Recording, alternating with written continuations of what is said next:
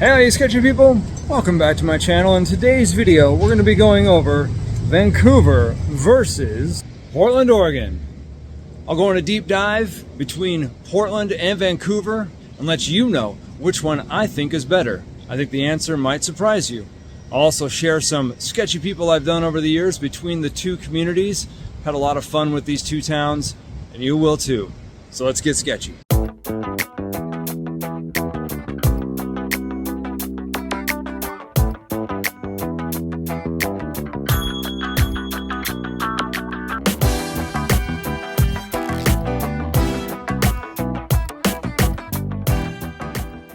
And a nice summer day here, cruising in my old neighborhood in Northeast Portland. I've lived in both Vancouver and Portland, and I just want to share some sketchy people along Northeast Sandy. Here you go.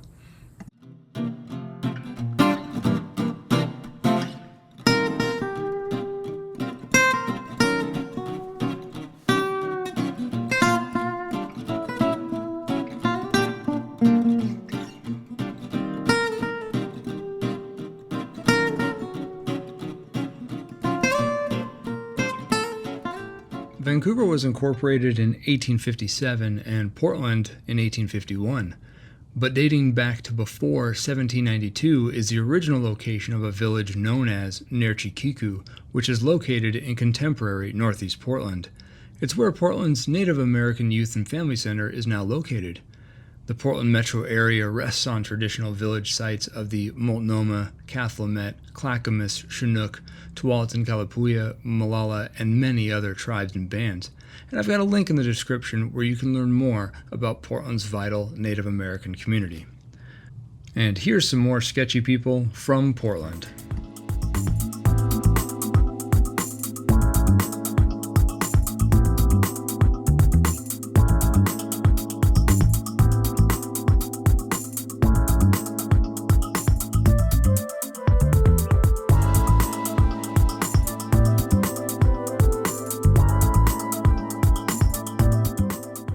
Over the past quarter century, the population boom of this area has been pretty astounding. In 1999, Vancouver and Portland alone combined for about 620,000 people, and today these two communities combined for about 820,000 people. And that's just Portland and Vancouver. I'm not even mentioning all the other cities that make up this metro region. But let's take a look at some more sketchy people down Lombard, shall we?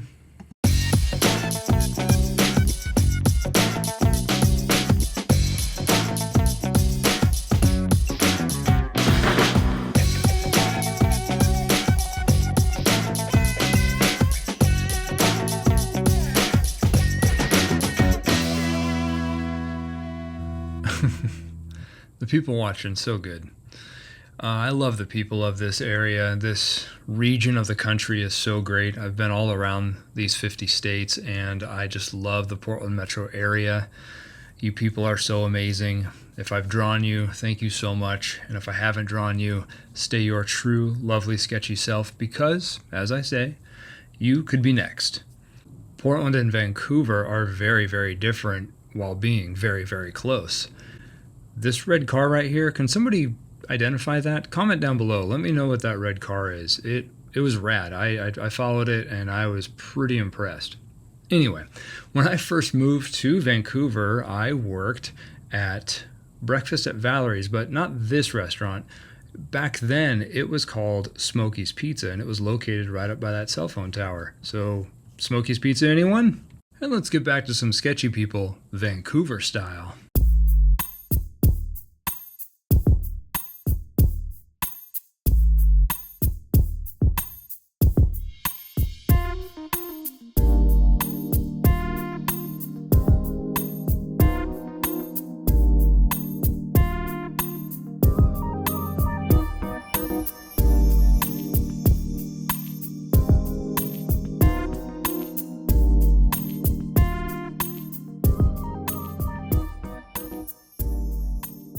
One difference between Portland and Vancouver is the types and eras that the houses were primarily built. Vancouver's housing will be more of the mid-century or newer, while Portland is definitely going to be much older. So take that into consideration as you're looking around to maybe planting some roots in this area. I love that building. Let's drive around and see some more sketchy people.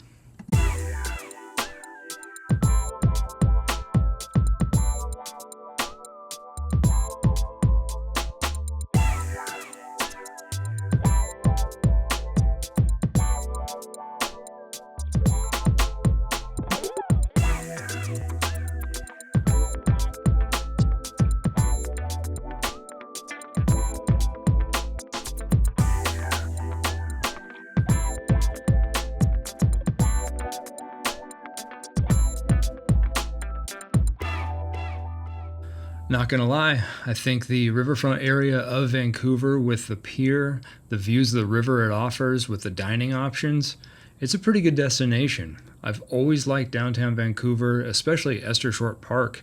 So if you're in Portland looking to change it up and maybe check out a new neighborhood, I think downtown Vancouver just might have what you're looking for. And now let me address the task at hand, the question, the title of the video. Which one is better? Is Portland better or is Vancouver better? My final answer, it is this. Neither is better, because Portland is the population center of this region and Vancouver is a suburb of Portland. It's really apples and oranges.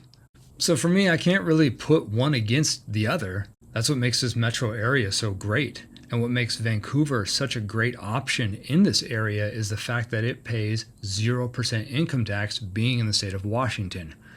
The location of Portland, Oregon and the metro area on a state line is so beneficial to anybody living here or anybody that might be moving here.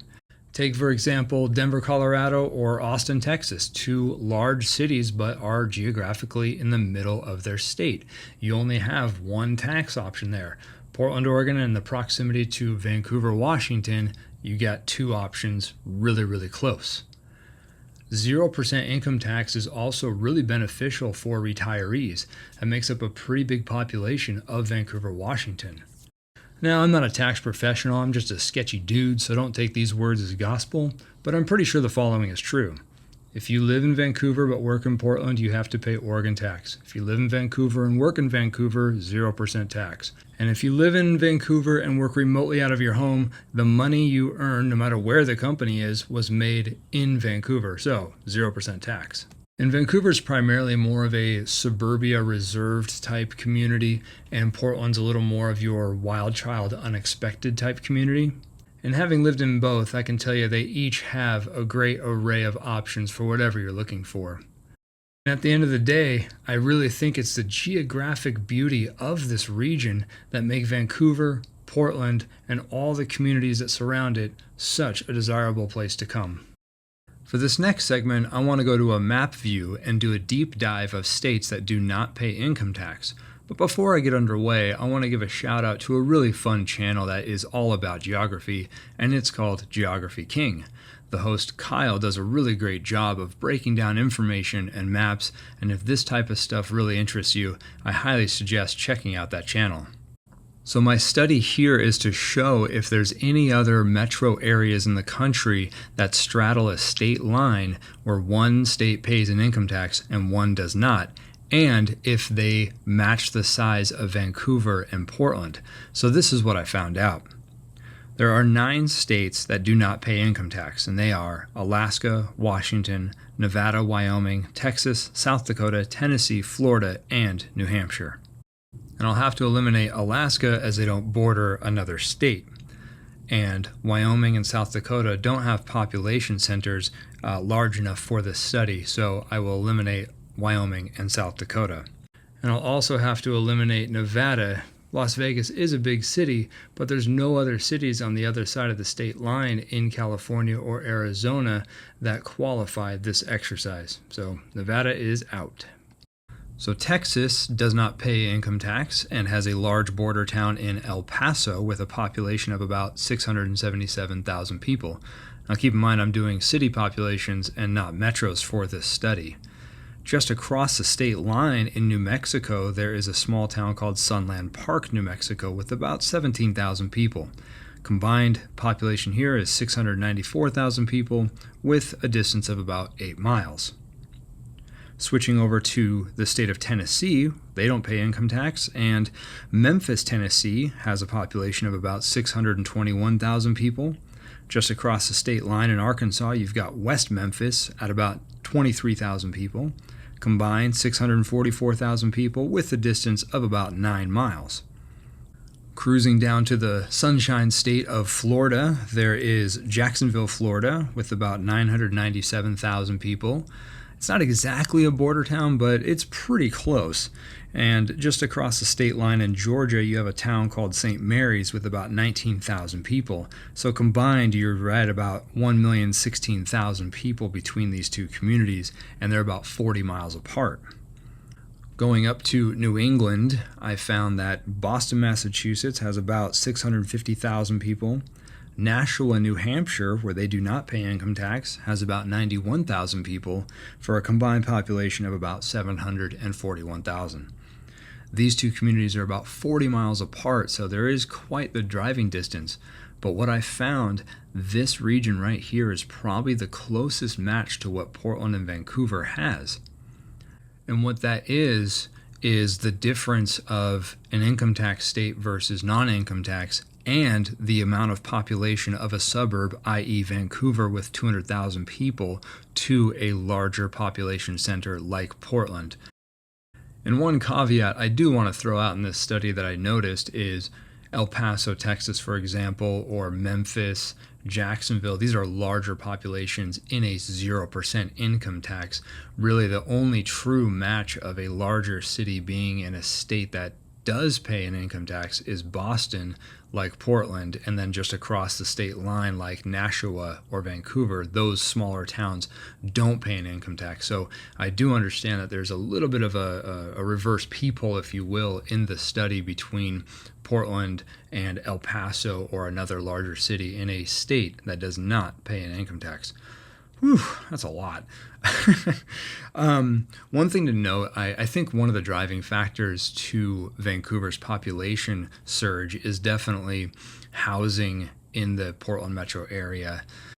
Oregon is one of the most expensive states to live at in the U.S., and like I mentioned earlier in this video, when you have a large population surge, it puts strain on the infrastructure, and the Portland housing market has definitely felt that rush of people, and it's playing catch up. There's just not enough houses to go around, and thus it drives the price up, and over time it's going to drive people out to the suburbs like Vancouver, where you can get bigger bang for your buck and have more room to spread out. And I hope you enjoyed this little map breakdown of states with income tax and states that don't have income tax, and city relations on the border and suburbs of those larger cities. It's really unique and interesting that we here in the Pacific Northwest have one of those relationships with Vancouver to Portland. And also a friendly reminder to like, comment, and subscribe to this channel for wacky, sketchy info like this, art and the region. I like traveling, and this is very much an art travel journal, really. Come along for a ride and maybe come back for more. Thank you so much for watching. That means a lot to me. I really hope you enjoyed this video about Portland, Oregon and Vancouver, Washington. Comment down below. Let me know what you think of either of these cities. Have you lived in one or the other, or both? Have you lived elsewhere in the Portland metro region? Comment down below. Share your thoughts. I always love a good community dialogue. I got a show update. I will be at the Rose City Comic Con September 6th through the 8th, so come on by Artist Alley and let's get sketchy.